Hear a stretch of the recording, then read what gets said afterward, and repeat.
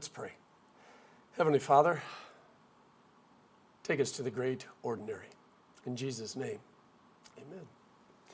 Some words from St. Luke's Gospel. Now, they immediately follow Jesus' baptism, and this is what he says right when he gives the lineage. He says, as Jesus began his ministry, he was about 30 years old and was thought to be the son of Joseph, son of Heli. Did you get that? I mean, thought to be the son of Joseph. If you like mysteries, this should get you excited. I mean, what do you mean, thought to be? I mean, who else could he possibly be the son of? Now, imagine that you've been hiding the fact that you're God. Your biography, now that you're 30 years old, it says, well, I was born in a stable to a carpenter and a young bride, left behind a church when I was 12, chose to become a traveling preacher instead of following in my daddy's footsteps. He was a carpenter. I have actually found 12 people that are willing to follow me and a number of women to bankroll my ministry. Now, Mom brought me and my disciples to a family wedding.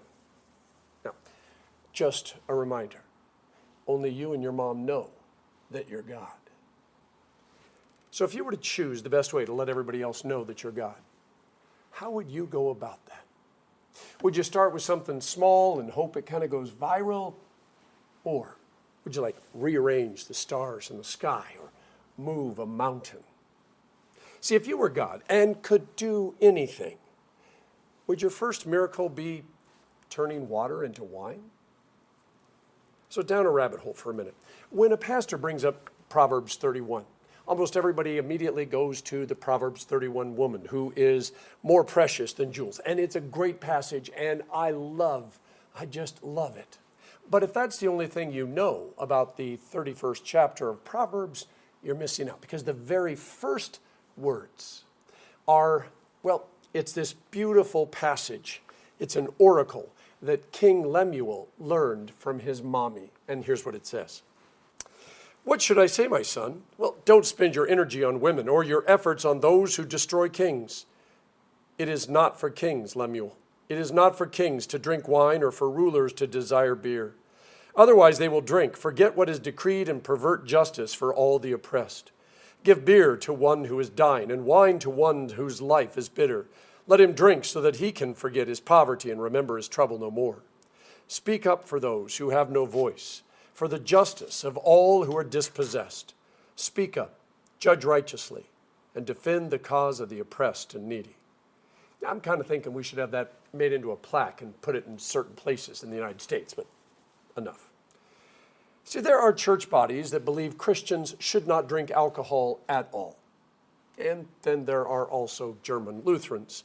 Now, for those who do not allow alcohol, I'm not sure how they reconcile their beliefs with St. Paul telling Timothy, take a little wine for your stomach, or Jesus turning water into wine, or, the heavenly feast that Isaiah talks about, where he says, a feast of aged wine, choice meat, and finely aged wine. And I want you to notice that Isaiah mentioned wine twice in the same sentence.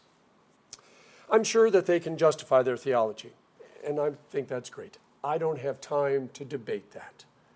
You see, I understand the dangers and the pain that is caused by too much alcohol. I've often had to deal with the consequences that it puts on families and individuals and communities.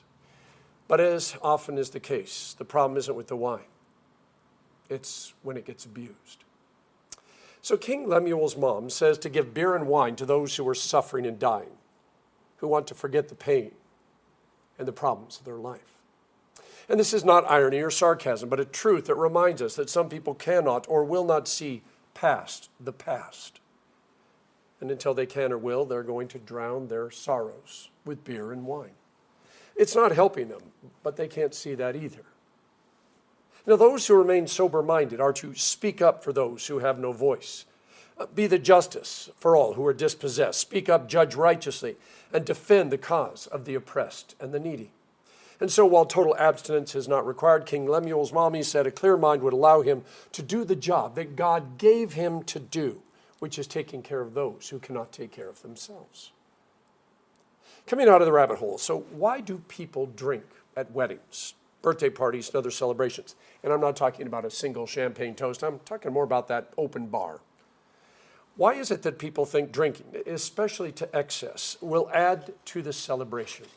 I mean, King Lemuel's mom says it will help you forget all the pain and hurt and lostness in your life. But if it's a birthday, an anniversary, a promotion, why the need for so many drinks? Frederick Buechner, in his sermon on the wedding at Cana, noted, "When we shed tears at a wedding, our tears are likely to have a great deal less to do with the bride and groom than with all the old dreams or regrets that the bride and groom have occasioned in us. In our sentimentality, we think, how wonderful that they are going to live happily ever after, or how terrible that they are never going to be so happy again.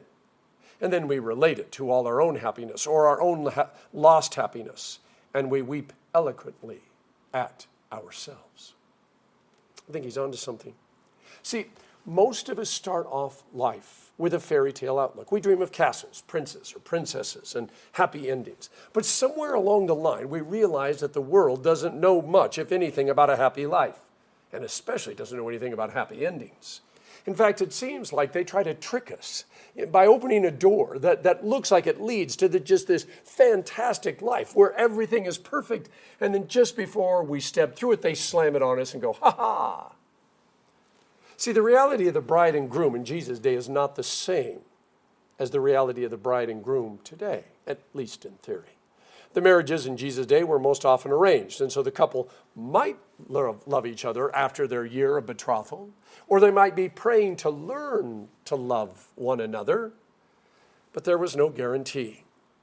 And right there, as two families merge and the couple contemplates their future, and there's all the expectations of the world and the community and the church, it all comes crashing down, and there therefore might have been a reason for more than one or two drinks at a wedding. The vows sound so easy, but the love required to fulfill those vows is not. The truth is, the love that is affirmed or promised or reluctantly given at a wedding cannot just be an emotion of the heart. It must be an act of the soul. And if that doesn't scare you, it should. See, whether the bride and groom are to live happily ever after or never be happy again depends on how faithfully they are able to keep their promise. See, if you've ever wondered why the Bible says the two become one flesh, well, that's the only way a marriage can truly survive and thrive, back then or now. And here's where we might see the importance of a wedding that happens in the presence of God, not because the church happens to be beautiful, or the pastor is known for good wedding sermons, or it was a lot cheaper than trying to rent someplace else. No, when it happens in the presence of God, because the couple understands that they do not, in and of themselves, have the ability or the love necessary to make it to their 5th anniversary, let alone their 50th anniversary, well, they also understand that an open bar won't give them the courage to make it past the first night. You see, the traditional church liturgy for a wedding includes much mystery, because marriage itself is a mystery. There is the giving away of the bride, the vows, the rings, the joining of hands, the pronouncement, and even the chance for somebody in the pew to stand up and speak as to why this couple should not be united in marriage. Many couples today have exchanged such things for doves or balloons or a magician or an Elvis impersonator, or they forsook all of it and stepped in front of somebody who's authorized to perform a marriage, just said a quick I do, and then ran off to what should have been a honeymoon but is now nothing more than an excuse for an expensive vacation. See, we have come a long way from the days of superstition and fairy tales and fear of the unknown, which probably some of those liturgical traditions were all about. And that may be why they make us so uncomfortable, or we don't understand them and really don't want to understand them. And so we replace them with the latest TikTok challenge or a drone or something that everybody at the wedding is going to love, and, well, there's a very good chance then we will go viral. There's also the uncomfortableness of inviting God to be part of your wedding. I mean, do you think this couple, the couple getting married in our gospel lesson today, and we don't even know their names or where they were from except Cana, do you think that they would have invited Jesus to the wedding if they had known that he was God? And if they did invite him, knowing that he was God, what do you think they would have expected from him? If you had a church wedding, what did you expect from God? And did you actually send him an invitation, or did you just assume he was going to show up because you were getting married in his house? See, given the amount of spiritual baggage that many of our friends and family members carry around, it is quite possible, if they know God is at the wedding, that 2 glasses of wine isn't going to be enough for them. So our gospel also doesn't explain why this is such a big deal in Jesus' culture. And for that, we got to do a little bit of research. See, we probably know that they didn't have a corner liquor store or Amazon. Part of the reason the engagement lasted a year was that's how long it took to plan the wedding. I mean, you were going to need a lot of food and drink. And by the way, there was also those special wedding clothes that everybody got. There were no Weddings R Us warehouses. And by the way, the weddings went for a week. So it was going to cost the family a small fortune. Imagine planning a wedding for 100 or 200 guests and being responsible for housing, feeding, and clothing them for an entire week. And by the way, if you ran out of something or if you forgot about Aunt Gertrude or Uncle Sal, your honor was at stake, along with your reputation. Now, Luther and a few others think it's possible that Mary might have been the one who was the wedding planner for this particular wedding that's in our gospel lesson. That's why it's important that Jesus do something, because it's her honor, her reputation that's at stake. All that is pure speculation. But it does give us, well, something to think about. So what does matter is when Mary turns to Jesus and says, do something. And Jesus turned to her and says, not my time, woman. And then Mary, without hearing anything else, turns to the servants and says, do whatever he tells you to do. See, we could spend hours discussing why Jesus says woman instead of mom, or why he thinks it's not his time, but that'll have to be left for another day. If we really want to talk about a miracle, the wine isn't it.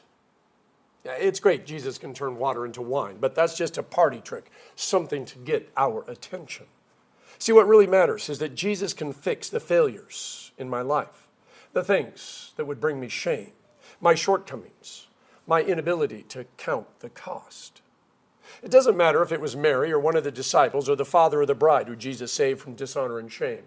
You see, he saved someone, and he didn't have to. There's the real miracle. Jesus willing to step in and do something, even if it's not his time, even if it's not his fault. He turns water into wine, which is pretty simple for God. And he does it, even though only his mom and a few servants know it was him. And he did it, by the way, just so the bride and the groom could have their special moment.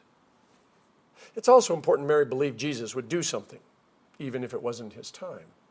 We could go into the whole mom card thing, but I don't think Jesus did what he did out of mom guilt. There is a faith angle here that we need to pay attention to. A mom who believes in her son, and a woman who has faith in God.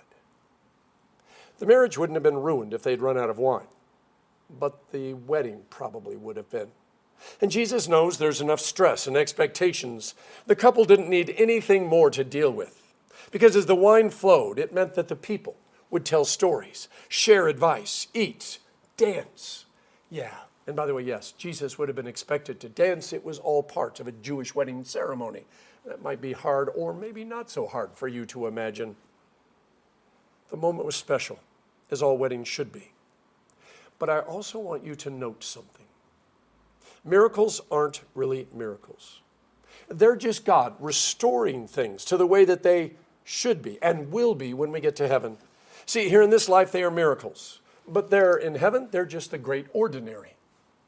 Turning water into wine points us not to the cross, but through the cross to the life that we have because of the cross. The emptiness or pain of our past or the fear of our future are things that we try to forget in many and various ways, one of which is an open bar. And if the bar closes early or runs out, then what? Where do we turn? Jesus just could have told everybody to sober up and be better Christians, but he didn't. He took the emptiness of the jars, the ordinariness of the water, and he filled them up with the best wine that the wine steward had ever tasted. And if you see a bit of communion here, the being emptied of our sins and filled up with Jesus who comes to us in the bread and the wine, well, it shouldn't surprise you. See, these are the mysteries that God loves to unfold for us at weddings and baptisms and anniversaries and birthdays and even an odd Sunday in January. The purpose of miracles is not the miracle. The purpose of miracles is God pointing us through this life, all the pain and problems and hurts and losses, to a time and a place, which, by the way, are not really a time and a place, where he will meet all of our needs, and we will finally get to experience what life and love were meant to be. One day, we will no longer need to forget, nor will we need to be afraid of the future. We will raise a glass of the finest wine while seated around a table with people of every nation, every tribe, and every tongue. And we will toast the bridegroom. Until then, we will remember the words of King Lemuel's mommy and Jesus' mommy as we set about to enjoy this life as we get ready for the life to come. In the name of the Father, and of the Son, and of the Holy Spirit. Amen.